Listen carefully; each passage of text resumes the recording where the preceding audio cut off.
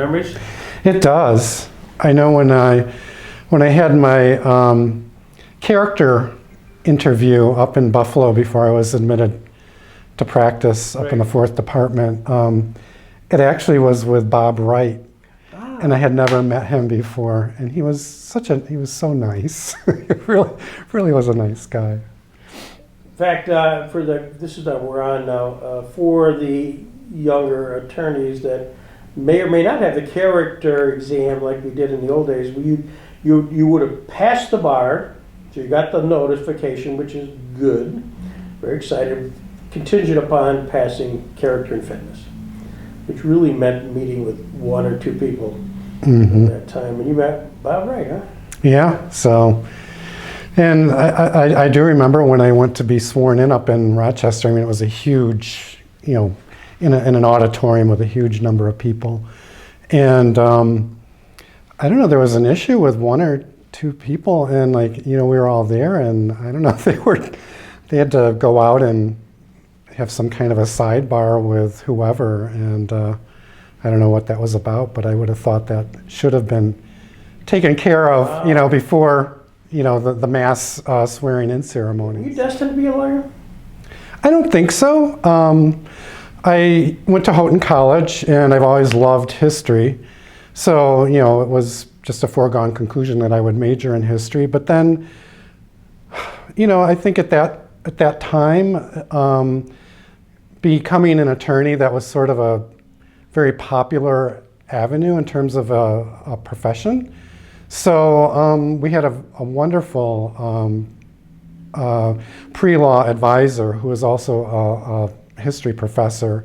And we had a huge number of pre-law students. I think from my graduating class of probably under 200 people at Houghton, at least 30 went on to become attorneys.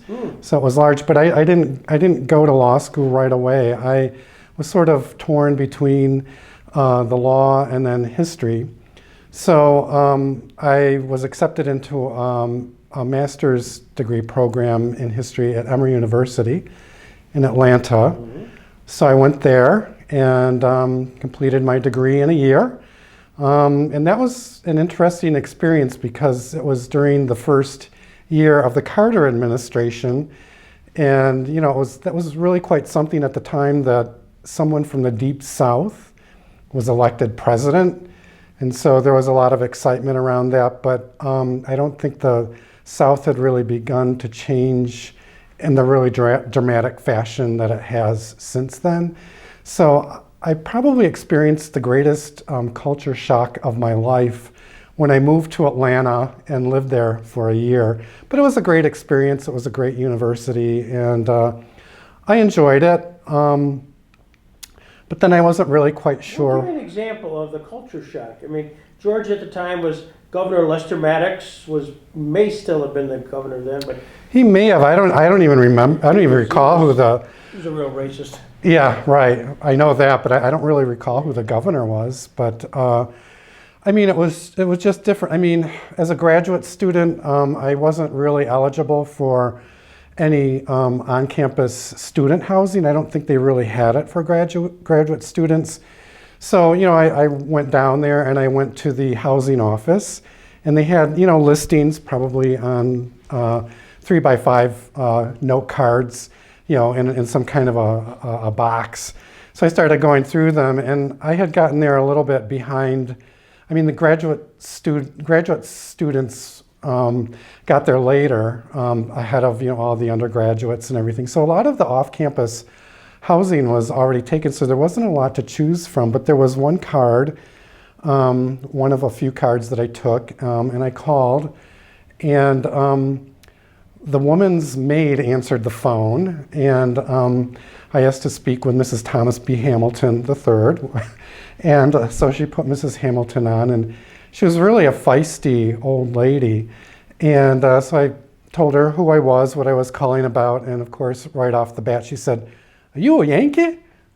And I said, "Well, yeah, I'm from New York State," and so that didn't So, it turned out that, she had a room in her house. And so I went to meet her, and she was really lovely, but she was very feisty. And Emory University is located in what's traditionally been a very affluent and at one time very exclusive neighborhood in Atlanta. It's Druid Hills. And if you've ever seen the movie Driving Miss Daisy, that's where that film was shot. Yeah. So she had a beautiful home. She had a maid, and she had like a sort of an apartment in her basement, which, because of the slope of the backyard, it was actually on ground level, and it looked out on a beautiful garden, and she had a gardener and everything. So she decided that I met her standards in terms of renting to me. So it was an experience, and I mean, I didn't go home for Thanksgiving that year, and so she invited me to have Thanksgiving with her family, in the home there. And I guess her husband's, I think, grandfather, maybe great-grandfather was, what was his first name? Stevens, the vice president of the Confederacy. Yeah, Alexander Stevens. So, so he was her deceased husband's ancestor. So it was just very different. I mean, a lot of the food was different. I mean, the diet in the South is different because they seem to have so many more vegetables, all of which we now have up here. But I'd never heard of okra, never had even seen it. And then, of course, for them, peas were black-eyed peas, so those were peas, and like the peas that I had grown up with, the green peas, those they always referred to as English peas. So I mean, there were little things like that. It was just very different, and I mean, in the neighborhood where I lived, which was just a couple of blocks from the university campus, at the end of the day, like probably around 3:30, 4 o'clock in the afternoon, all of the maids, most of whom were African American, would be standing out by the street waiting for the bus to take the bus home for the evening, and then they would probably arrive very early in the morning. So I mean, I just was never exposed to things like that before, so it was all very different. So you're there for a year. By the way, you graduated from Hope. What year did you graduate? 1977. So I think last year was our class 45-year reunion, but I didn't attend. I think they had some kind of a reunion, but I wasn't really all that interested in going. And I don't think Hope went either because we graduated together. I didn't know that. Yeah. And just in a sidebar, Hope, she actually read for the bar, didn't she? She went to law school, I think. Yeah, she went to Dickinson, but she only went for a year, and then she went to work for John Selstrom. And at that time, I don't know if they still have it, but if you had a year of law school under your belt, and then if you got a job working for an attorney, and I don't know what sort of approvals they needed to have, but if you worked as an attorney, doing a lot of the things that an attorney would do for, I think it was maybe 3 years, then you could qualify and sit for the bar. So that's what she did. So I don't think she ever got her law degree, but she's a very good attorney. And I think probably having all of that hands-on experience rather than a lot of the theoretical courses that you get in law school is maybe actually better preparation for practice than law school might have been. So interesting. So you then went to Emory, and then what was the aha moment saying, maybe I will go to law school? Well, I didn't go to law school right away. I had a friend who had done a year of graduate study at the University of Stockholm, and so I became a student for a couple of years, a professional student. So from Emory, I did apply to the University of Stockholm, and it was a graduate certificate program in international relations because I was sort of interested in that. So I was accepted. I went, and so I studied at the University of Stockholm, and I got my graduate certificate, but it was really a wonderful opportunity for me to connect with family over there. I mean, compared to a lot of other Jamestown Swedes, my grandparents came relatively late. My grandfather came initially in 1916 as an 18-year-old, And he had two older brothers and an aunt who had settled in Jamestown in 1910. So he came over as an 18-year-old, and he went back 5 years later for my grandmother, to whom he was not married, but they had grown up on neighboring farms. And when he had left in 1916, he said he'd be back for her. And so he went back. And I had a lot of my father's first cousins there, a lot of great aunts and uncles on my grandmother's side, and just one aunt on my great aunt on my father's side. So it was a wonderful opportunity to connect with them and to really get to know them really well.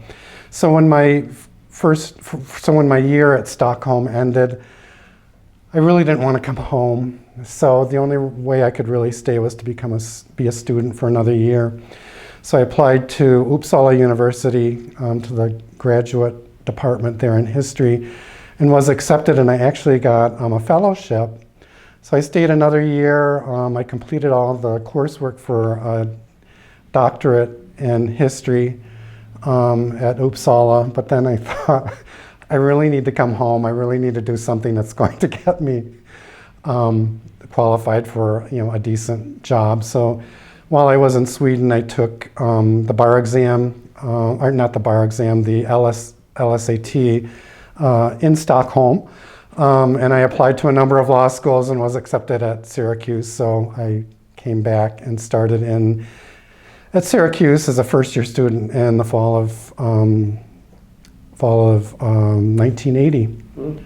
So Orange. yeah. Just for the record, what did your mom and dad do?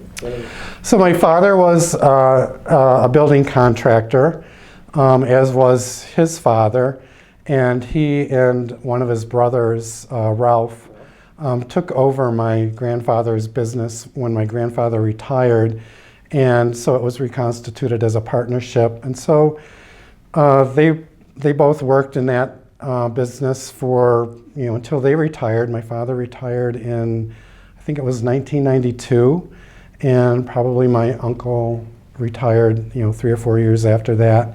And then my uncle had two sons who took over the business, and I believe they're still working and have not yet retired.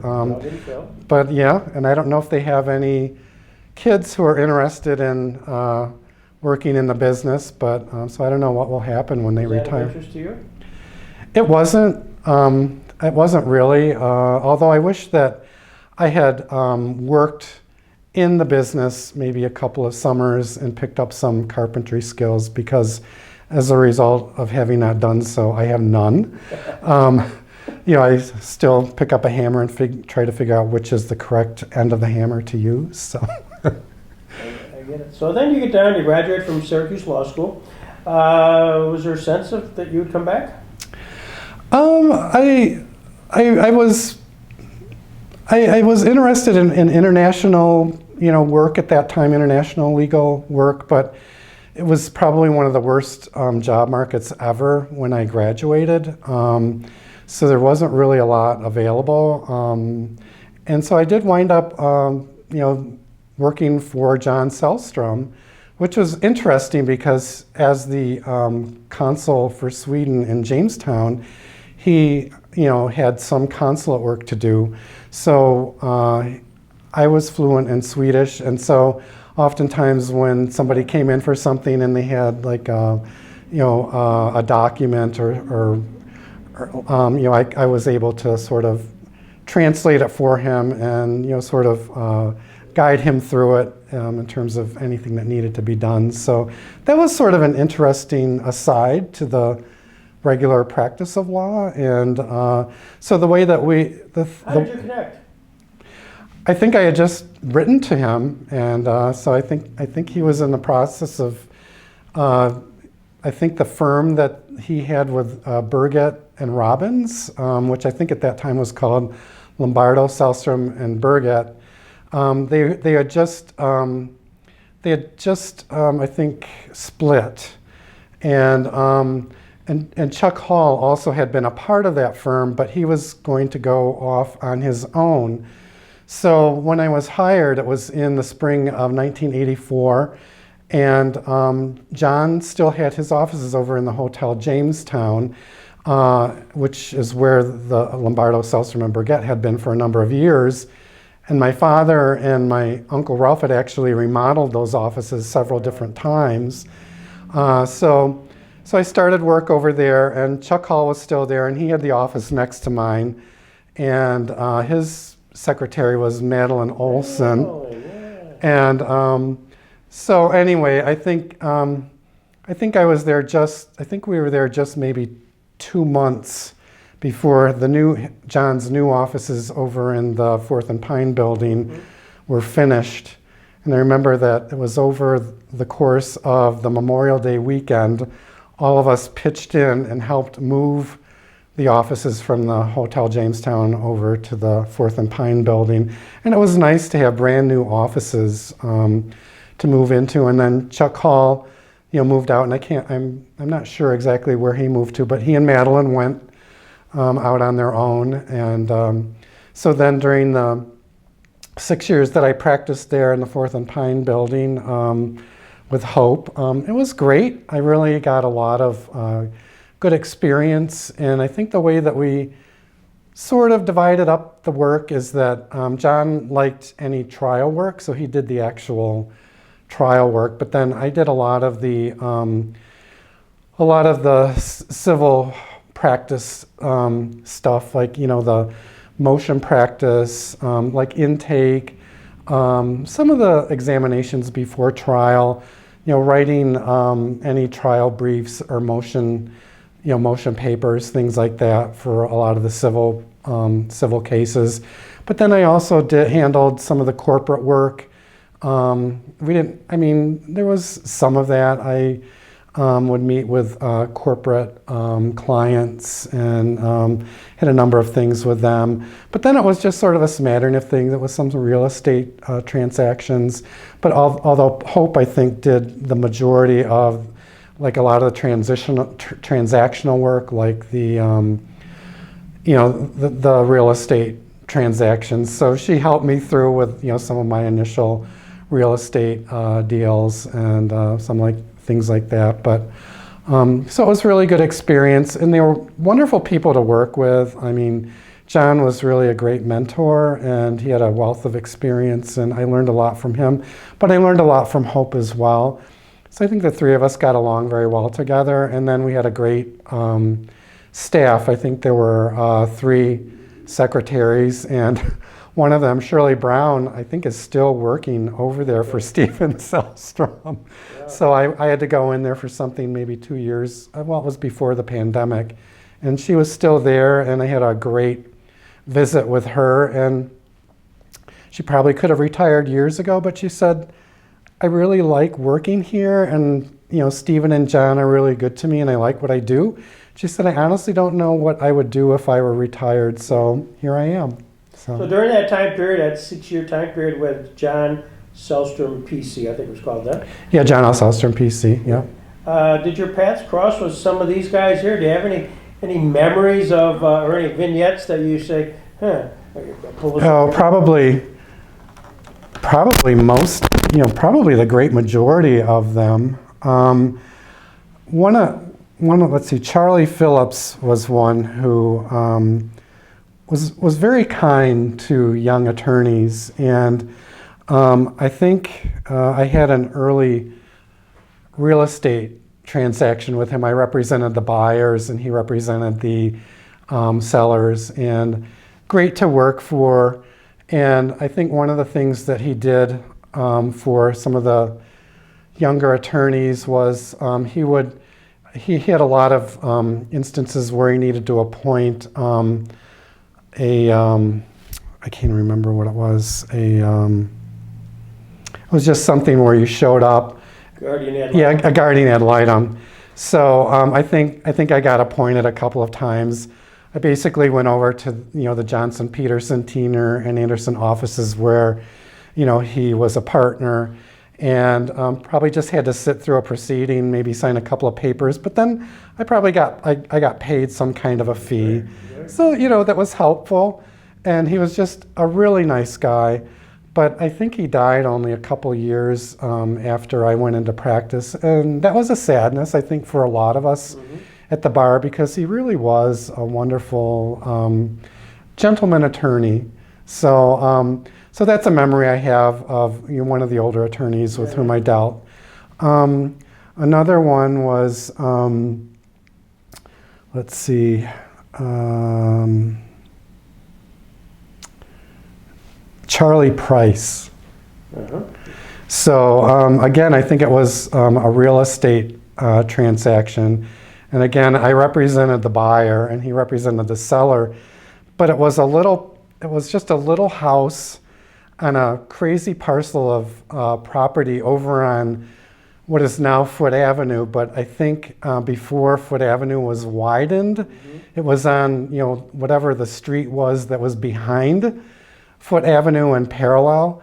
And so the title search, which, I needed to go through, it was really a nightmare because it was divided strangely, and there was a very small piece of the parcel that the sellers wanted to keep for sentimental reasons. And I mean, going back through the title, I had a lot of questions, so I remember going over to their Charlie's office, and the two of us puzzled over this title search for several hours, trying to figure out what was what. And but he was really a great guy, and I think we finally got it figured out to some degree of satisfaction, and the transaction went through. But that was one instance I remember with some degree of specificity. Others here, who else? I think Thaddeus Clark was one. I think we had some kind of an arrangement between John's firm and Thaddeus's firm. I think we had a set of books that they didn't have, and they had a set of books that we didn't have, and they were books that we maybe needed to use occasionally. And of course, this was back in the days before personal computers and the internet. So in order to do any kind of research, you actually had to look at books. And so it was great if somebody in town had them and allowed them to use them if you didn't have that set of books in your office. Otherwise, it probably meant a trip up to Mayville and I guess the law library that was maintained up there. So yeah, I think Thaddeus's firm and our firm had an arrangement over several sets of books. Did you happen to, Thad was with the Department of Social Services for a long period of time as one of their attorneys. Did you ever get to family court? Did you? I did. So back in those days, one of the, I guess what they had were law guardians who were usually attorneys that were you were on a list. Mm-hmm. And so they would, the family court would go through the list and appoint you to be the law guardian for certain, usually it was petitions persons in need of supervision who were, usually juveniles who, had gotten into some sort of trouble or what have you. So yeah, over the 6 years that I was with John, I was on the list, and so I represented a number of kids in court, and it was really, it was sort of satisfying, but it was sort of heartbreaking at the same time, because it just seemed that in most of these situations with these kids, the problem really wasn't with the kids, it was really with the home situation. So yeah, I mean, I went to family court, and I, encountered different attorneys there. One of them was Terry Duro. He's probably on here. I don't see his picture, but I think he did a lot of family court work and was there all the time. And I think the first time I went over there, and I think it was the first time I really met Terry. He was a great guy, but he's like, oh, you're from John Selstrom's office, and it's like, are you slumming here today? And I was like, well, no, I mean, I am on the law guardian panel, so I do represent, individuals when I'm appointed. But then we had a really nice visit, and I have I have an aunt and an uncle, both of whom married Albanian Americans. So I was able to, segue into that with him. He's like, oh, well, who did they marry? And, so, after I told him who they were, we were sort of like old friends after that because, he was a very proud Albanian American.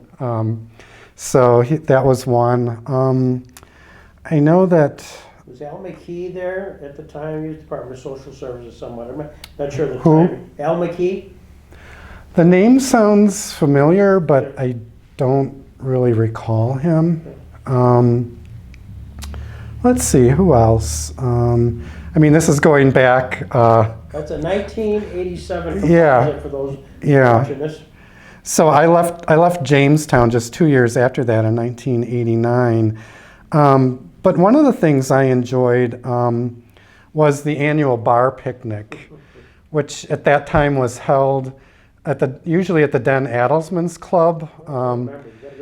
And so I was, as one of the younger, newer attorneys, I was sort of volunteered to help set that up. So there were a group of us attorneys that would go up there and set it up, and it seemed like the ringleader was Trip Price, a wonderful, wonderful guy. He just loved doing that, and I think he loved to cook because he loved preparing a lot of the food, like the oysters and all this stuff. So he was sort of like Bring back great memories. yeah, he was sort of the chair. Yeah. Of that, and I think his cousin Sam Price Jr. was one of them. I think maybe Mark Barger was another, and there were probably others that I'm not recalling right offhand. But I think I did that every year for the 6 years that I was in town, and it was really a lot of fun. And the picnic itself was fun, and you had everybody and their brother was there. Just practically every attorney would come. And I think a lot of them from the North County as well. And then a lot of the court personnel and probably the county clerk. And so it was just a lot of fun to interact with all of them and to see them in that type of a more relaxed setting. So I always enjoyed that. And then... and there were also senior attorneys who enjoyed getting into the oyster, bowl or the tub. And they couldn't move them. Yeah, there seemed to be an unlimited amount of oysters there, so everybody could eat their fill. And probably one thing I probably shouldn't say is, there were alcoholic beverages to enjoy, and probably a lot of us maybe had more alcoholic beverages than we should have, given the fact that we were driving. But it was just a great time. And the last bar picnic that I attended was the summer of '89, and that for some reason was held at Sheldon Hall instead of at the Den Adelsman's Club. And the standout memory for me on that one is that your wife, Cindy, was there, and I think she was either inducted or at that picnic or shortly before, or was going to be shortly afterwards, as the first woman president of the Jamestown Bar Association. So that was a really special deal. So she was there, I think, in her capacity as the president at that time. I think she had already been inducted, but so the bar picnic. When I first joined the bar, I had run into and met David Blossom at a meeting of the Scandinavian Heritage Foundation Committee, which I became involved with early on and joined. And he and his wife were both members there. And I think it was at a meeting before, I think it was around the time that I joined John Selstrom's firm. I met David and his wife Margaret at one of the ASHF meetings, and we got to talking. And he was a wonderful guy, very nice guy. And so he asked me if I had joined the Jamestown Bar Association yet, and I said, well, not yet. I said, but I expect that I will. And so he said, well, I think you need to join. And he said, I'll sponsor your membership. Mm-hmm. So he did, and I joined. But then I don't know if there was an ulterior motive behind that, because he, up until that time, he had served as the editor of the monthly Jamestown Bar Association newsletter, which was called Lex Loci. And about that too. and so shortly thereafter, he sort of foisted that off, that responsibility off onto me, which I didn't really mind. So early on, I became the editor of the monthly newsletter, and I did that until I left Jamestown in 1989. But I don't know if it went on after that, or I never really heard. I don't know if they have any kind of a monthly newsletter. I guess newsletters are a thing of the past, given the advent of the internet and email and all that stuff. Well, what I remember part of that, I remember Lex Loci, and was Cindy then went out and got sponsors for the Lex Loci, which became became money for the Bar Association. Mm-hmm. So every abstract company or every surveyor had to be a sponsor. Whether they wanted to or not, they didn't want to be the ones that weren't. So it was a little bit of a fundraiser too. So, I don't recall for certain during the years that I edited it, if we did have sponsors like that for every issue. If we did, I don't recall ever having to go out and solicit them. No, but maybe Cindy was the one who did it, or maybe there were others who did it, but I don't remember being involved with that. Right. But so it was fun, and it was a good way for David to have gotten me actively involved in the Bar Association. So you were with John for about 6 years or so, and then what was the aha moment to kind of move from private practice?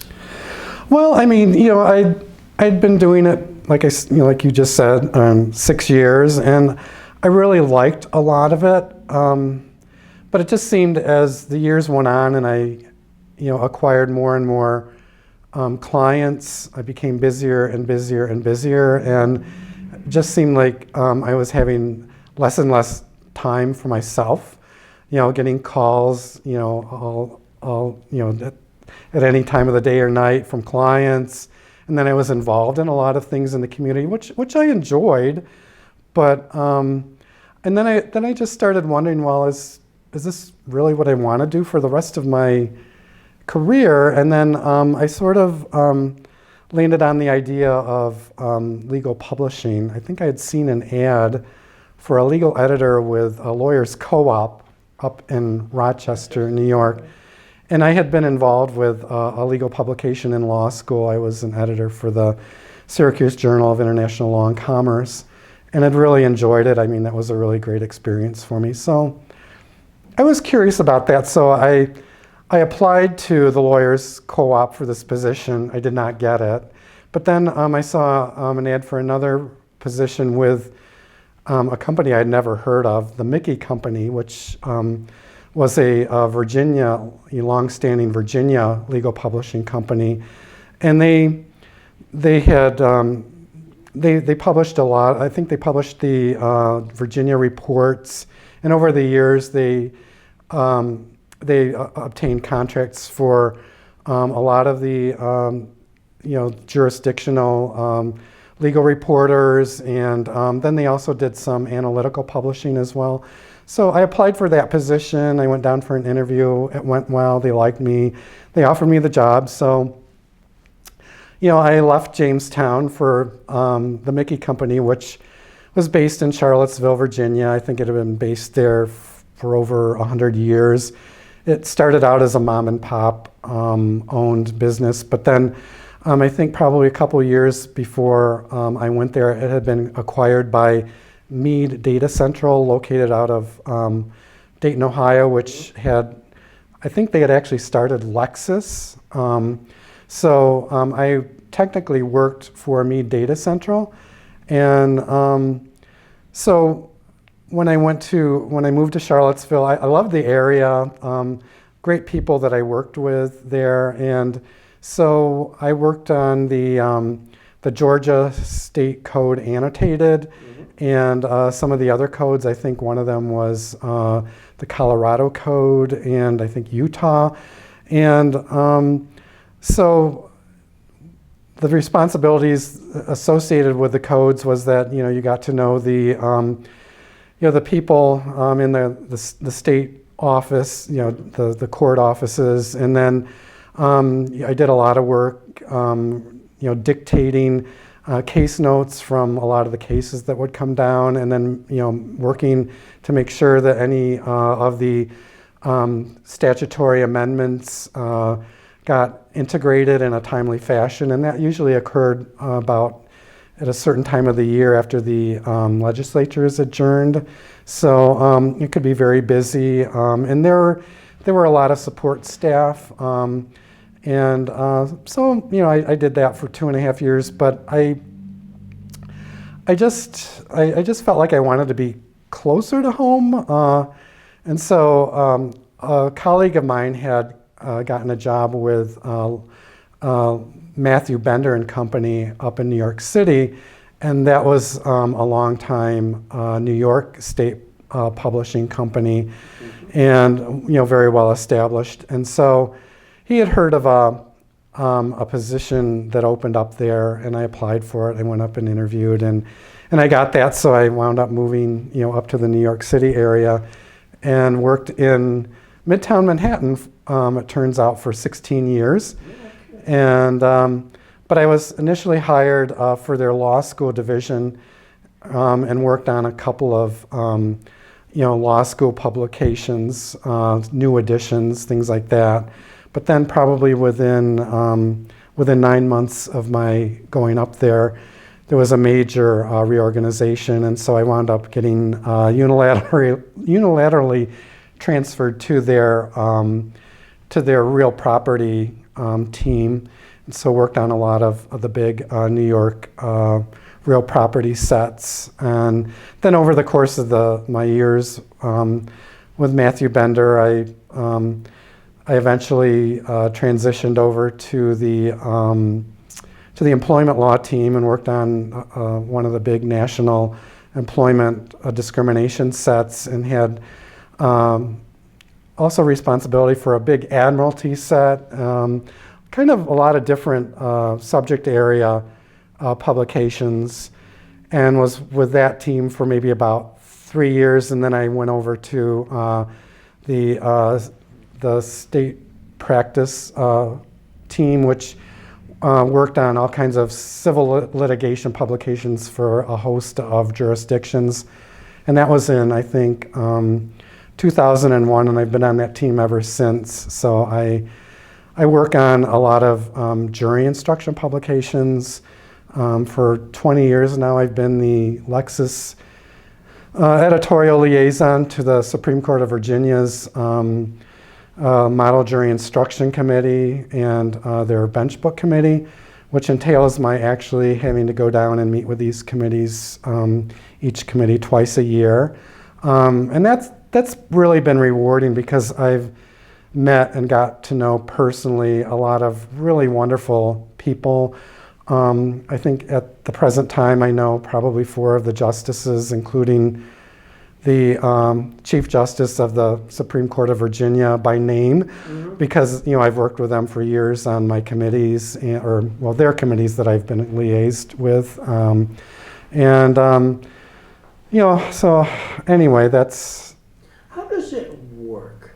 In a sense, I mean, you work on a set, And what I've been visualizing are these sets that might, just take admiralty law, and it might come out as a horn book, or does it come out as cases, so that you're actually having something loaded with a lot of footnotes, you know? Does that? Yeah, so for instance, the Admiralty set, it's Benedict on Admiralty, which I think is the go-to set for, you know, an Admiralty attorney. And it's a large set. I mean, it's a loose leaf, and it's been 20 years since I've worked on it, but I think it was probably at least 20 large volumes. So, you know, we had, at that time, I think there was primarily one sort of expert Admiralty attorney who would prepare the updates, and I think there were maybe 2 a year, but you know, he would monitor all of the changes in, you know, the Admiralty law, like cases, I think primarily cases for that, but also there probably some statutory or regulatory law that that was covered in those sets. So he would go through and he would prepare updates, and they're usually what we call miscellaneous page updates, because you can't. Change page. Yeah, yeah. I remember doing that for Cadwell and Sharp. Mm-hmm. That was my job. I'd come in. I had that job at Sellstrom's. Read the darn things, and they weren't going to read them. Yeah. So I mean, so he would, you know, the author submits their updates, and at that time, I think how it was done is they would photocopy the affected pages and then mark them up, and then submit any of the inserts in an MS Word file that was keyed to the pages. So I would get those in. I would have to review them and edit them, but then I would turn them over to the production department, which included I guess various non-legal editors, you know, proofreaders, who would actually enter all the changes in the master files, and then, you know, figure out which pages needed to be replaced, and then, you know, having them printed and all that. And I'd review page proofs and things like that. So that's sort of how it worked back then. But it was a large set, so the updates could be quite voluminous. And I still have responsibility for 2 very large New York form sets. One of them is the Bender's Forms for the Civil Practice, which has 40 volumes, and I'm responsible for 30 of the volumes. The other 10 volumes involve other subject areas that another editor has responsibility for. But that set is updated 3 times a year, and I have a contract attorney who does nothing but look through a lot of, all the cases that are handed down, in the various jurisdictions within New York, and to see which ones pertain to anything, in the subject areas covered in the 30 volumes that I have, and they write the updates and submit them to me. I edit them and hand them off, and the pages are replaced miscellaneously 3 times a year. But with the Virginia publications with which I'm involved, they're all 4 of them. There are 2 bench books, which are sort of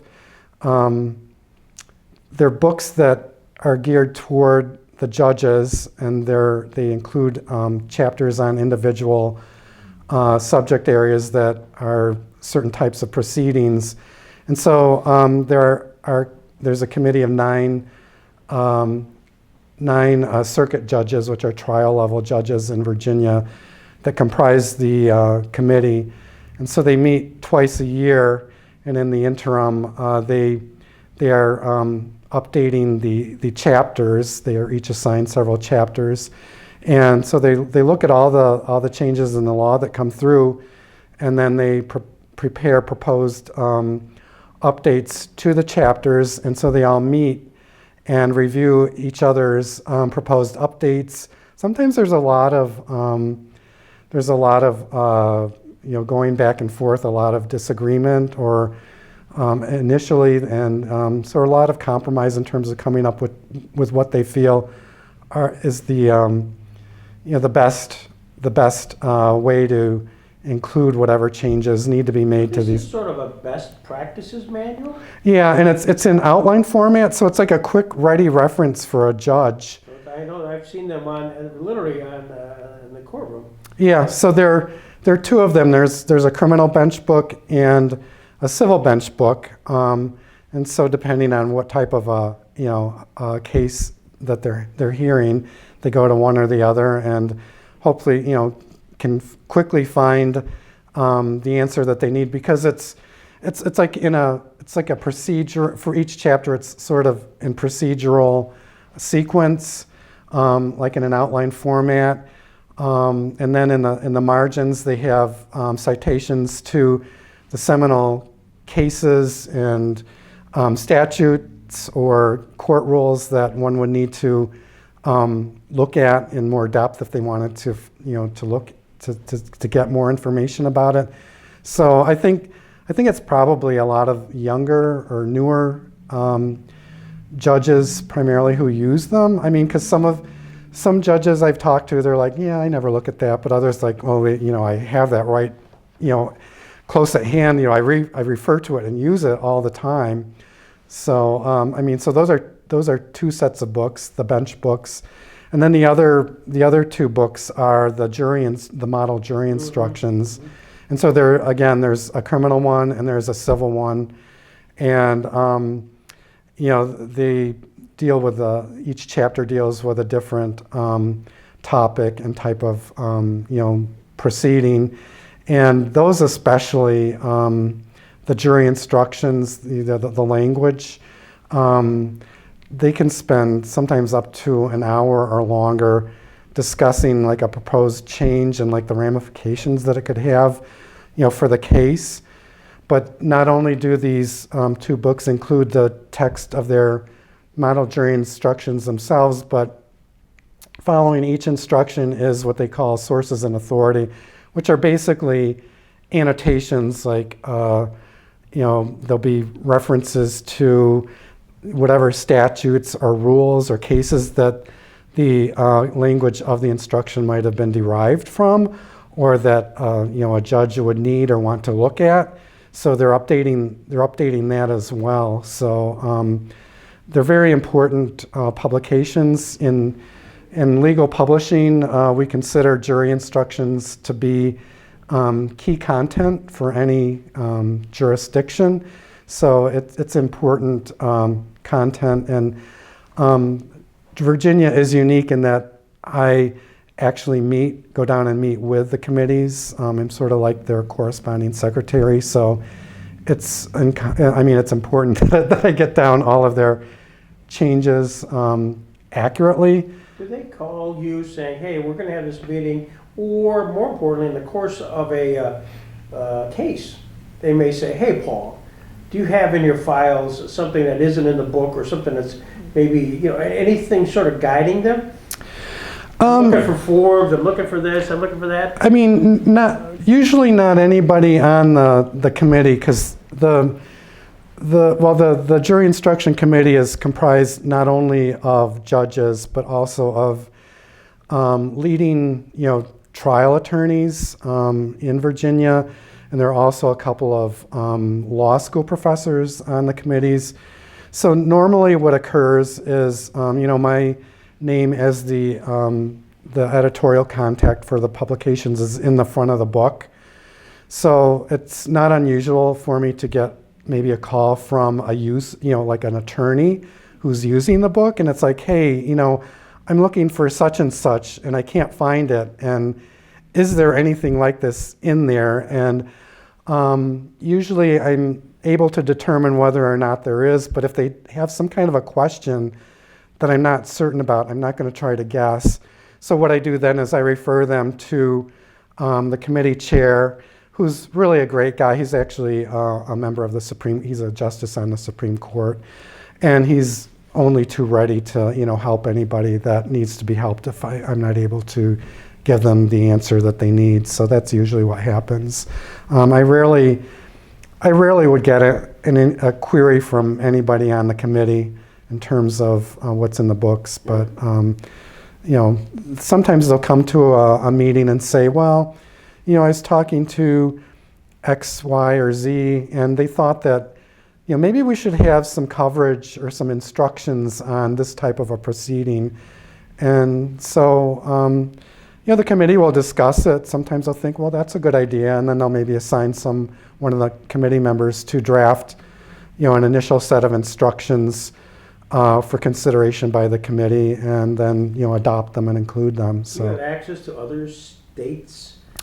Yeah, I also have responsibility for the Illinois jury instructions, and they operate in a similar fashion with respect to how Virginia operates, but they have their own paid, sort of liaison who, is paid by the state and does a lot of work on that end, and basically just sends me whatever updates their committee has, and I make sure that they get into the books. I also have Ohio, which is a very important jury instruction publication, but they also have their own liaison who goes to their meetings and sort of is in contact with me and provides me with whatever changes that they come up with. And I think in Ohio we have a set, for all the publications we have a set schedule in terms of the updates. So each of the Virginia publications are updated once a year. The Ohio jury instructions are updated 3 times a year, and we even can accommodate interim online-only updates if they have updates they want to go at least online even more frequently than the 3 all-media release updates. So, what's your title now? My title is legal editor. Okay. And for what company? It's LexisNexis Matthew Bender, but we're technically owned by Reed Elsevier, which is, I think, the largest publishing conglomerate in the world. So really now, more and more frequently, we refer to our employer as Reed Elsevier, but I think we're like the legal division is Lexis. So I'm looking at my bookshelf here, which is totally out of date and totally used for backdrop. If anybody is actually taking a picture, it's a great photo backdrop. Do they exist anymore? These books? Do people buy law books? They still do. I remember 20 years ago, after the advent of the internet, people in my industry were expecting that print was going to go away very rapidly because when you have all the content online and it's so readily available and so easily and quickly searchable to find the answers to the questions that you need, it's like, why would you need books? But I think everybody's been surprised about how slowly print is going away. Each year, the percentage of the revenue that we derive from print products decreases, and revenue from online, the online users increases, but we still make like a large amount of money, really a large amount of money from print. So it's still out there. There's still attorneys and practitioners, judges who still like the print and are willing to pay for it. But I think usually in terms of our customers, they don't have just print. They'll probably also have a subscription to Lexis and have the content online as well so that they can easily and quickly search it. But yeah, I was talking with one of my authors. This was a couple years ago, but I just happened to speak with him this morning. But a couple of years ago, he was telling me, and he's a prominent New Jersey practitioner. He was the president of the New Jersey State Bar a couple of years ago. But he was telling me that in his firm, which is a large New Jersey firm, one of their summer associates, a law student, was working with him on something, and he needed the law student to look up something or find an answer to something. And I don't know. I think they had maybe a set of books in their firm library that weren't maybe online, and that this associate needed to look at. And so he was telling me that he asked the associate to go look this up and to go to the library and look it up there. And he said the associate asked him, like, well, what, like real book? I mean, in a book? And do we have a library? Apparently, wasn't even aware that there was a library, because everybody just, conducts their research at their PC. So I'd be curious, the county had a law library for years, way back when, even before you, the James Prendergast Library kept McKinney's and a few. I remember going up to the Prendergast Law Library when I was in practice here and using it. I think they had a few things there that John didn't have in the library at John L. Sustrom PC, and they kept those things up to date there. Yeah. But I imagine it was quite an expense, because law books are not cheap. But I'm sure that other attorneys used the books there as well. But I'm sure that they probably disbanded that library years ago. Right. Then you'd go up there and have to sign in. Yeah, up the stairs. Yeah. And you could see who was there, and usually be 2 or 3 other lawyers. It was a great place to meet people, frankly, at the law library. But that seems to be, for anybody watching this, kind of a thing of the past, at least down here. And I'm not sure down in Jamestown area, there's a lot of people who get the books every week or every month, and that's how they. You work for a sizable firm. Yeah. Does your firm still subscribe to anything in print? I'm struggling to whether they do. Occasionally we'll get a book on corporations, or a book, very specific, on a subject matter, real estate updates or something like that. It's a booklet form. But the days of the inserts, which I'm glad you brought up, because that was seemingly my job all the time. They'd come in the mail, and boom, there'd be 4 or 5 packs of stuff, and say, Greg, have at it. And you'd spend sometimes you could spend at least a couple hours filing those. Absolutely. You kind of look at the thin packet saying, I get my job done quickly. Because you weren't, working on any project, but you brought back a memory. So that's what you've been doing. I had somehow an inclination that you were also dabbling a little bit in ecclesiastical law stuff, or is that just simply your job, doing some work at St. Luke's? No ecclesiastical law. For 6 years, I was the senior warden at St. Luke's, and in the Episcopal Church, the warden is an elected layperson who sort of assists the rector in terms of running the parish. So, in terms of ecclesiastical law, sometimes, maybe once during my time as the senior warden, there may have been a question, but the diocese has they have paid attorneys who, if you need an answer to any kind of a legal question concerning a church, that you can just call them up and get an answer. So I didn't really have any exposure to canon law, so to speak. Interesting.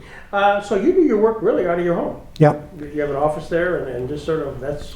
So I worked in New York City in Midtown Manhattan for 16 years, but then my company, in an effort to save some money on real estate in terms of renting office space in Midtown Manhattan, they wanted to downsize the amount of space they had in that office from 1 floor to from 3 floors to 1 floor. So in order to accomplish that, they didn't want to fire anybody, but they offered certain people home basing, and so I was offered that, and I said that I would be interested in it if it could be in Jamestown, New York. So they approved it, and so in September of 2014, I bought a house here, moved to Jamestown, and have been working out of my office here ever since, and it's been great. And And in the years since then, most of the offices that Lexis maintained and where colleagues of mine worked have all been closed, and everybody's home-based now. For instance, my boss is home-based in Princeton, New Jersey, and I have teammates who are all over the country. I think there are about 20 attorneys on my team. There's one in Maine, a couple in California, some in New Jersey, one in the New York City area, I think one in Ohio, one in Texas. I mean, everybody's just all over the place. But I mean, everything, as long as we have a dependable internet connection, you don't really need anything else. But I mean, I'm in constant contact with people. I mean, mostly through email. And it seems like over the years, I talk to people less and less on the telephone and interact more and more via email.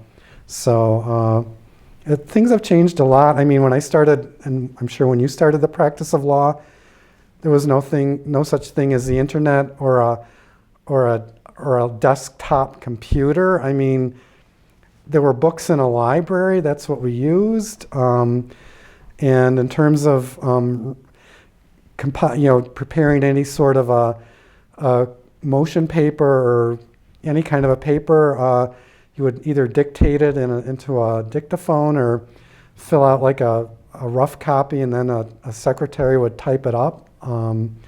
So it's changed a lot. I mean, ever since I went into legal publishing, I've had to be my own secretary, so I've not had the luxury of a secretary, which I really missed sorely when I first left practice. But one of the fortuitous things that happened to me is that in high school, I took not just a semester, but an entire year of typing. Wow, good for you. So all through college and graduate school and law school, I was able to type all of my own papers, on a standard typewriter.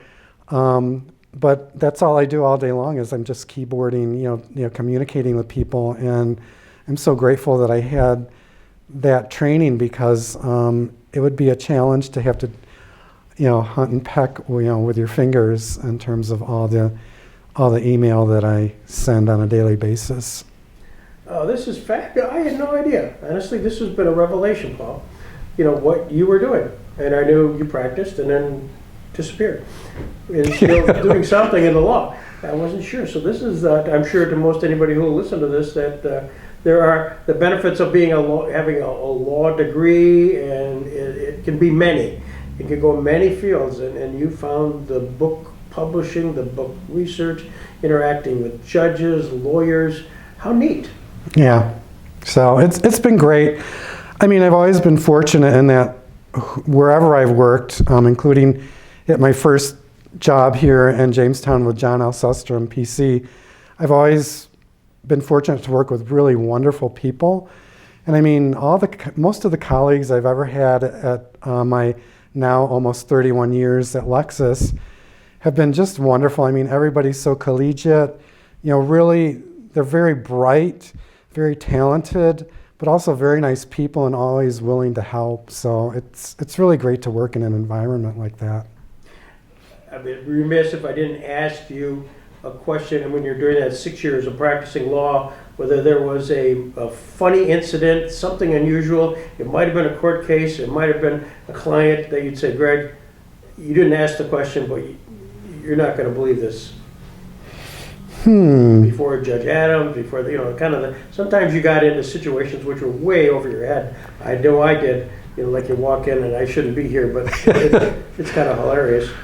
Well, I think the one situation where I was in over my head was when John was not able to do this, so I had to go to the appellate division up in Rochester and actually argue a case, and that was, I think I acquitted myself okay, but I mean, the other attorney that I was arguing against was probably an appellate attorney who did nothing but that from New York City, And this was my first, and as it turned out to be my only time arguing at the appellate division. So it was very stressful, and but I got through it, and unfortunately we did not win the argument, but I don't know if it was because of me or just, the position that we had legally in the case. So, but, he did a lot of criminal work, and that's one thing that we did very little of in John's firm. But every once in a while you'd get appointed to a case, and it was usually a hopeless case. And so Jim was very helpful. I remember going over and talking to him several different times about several different cases, and he was great, and he helped me out a lot, especially in one case where I actually did pretty well as a result of the advice that I got from him. So, Begin to your lost criminal attorney career. You're gonna so probably most of these people are retired now, I would think.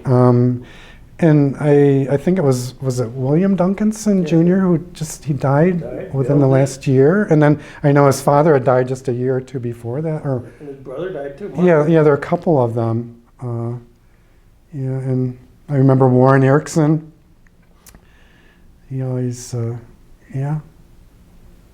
I just saw Mike Goldman's name in the paper this morning. He's representing the gentleman who was on the front page of this morning's Post-Journal, who was let out on bail for the home invasion of the 73-year-old woman. So I saw that he's representing him. Well, this has been great, Paul. I've looked forward to this, and I'm delighted you came down. Well, thank you for inviting me, Greg. I mean, it's been fun. Sort of reliving some of these Jamestown practice memories with you. Well, I look forward to it, and I'll follow up it soon with Hope as well. And Yeah, you should. I'm sure she has a lot of stories. She's practiced longer. I mean, she's been in practice probably for, I'd say 35 years or more. It's been great. Thanks, Paul. Yep. Thanks, Greg.